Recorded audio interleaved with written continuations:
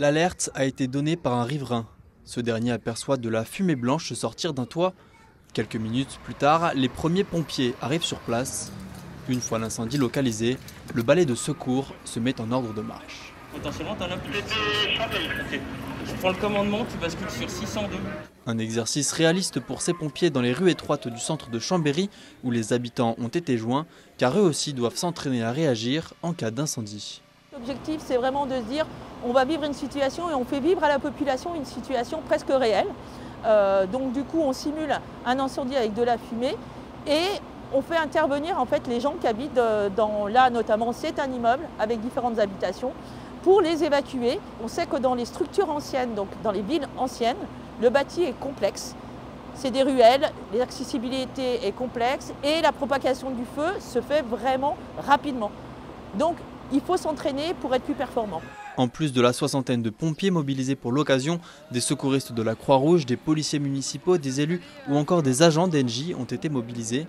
De quoi travailler en interservice pour fluidifier les futures interventions. À chaque fois qu'il y a un appel pompier, qu'il y a un feu ou quoi que ce soit, on est appelé et on doit intervenir. Soit on sert à quelque chose, soit on est là juste au cas où ça se propage. L'eau et l'électricité, ça fait pas bon ménage. Du coup, pour qu'ils puissent travailler en toute sécurité, là, un feu en fonction, ils doivent utiliser les lances et tout. Du coup, on doit couper. Et pour piloter l'ensemble de ces services, un poste de commandement est situé à quelques rues de l'incendie fictif. Ici, le plan d'intervention, de secours et de sécurisation est planifié.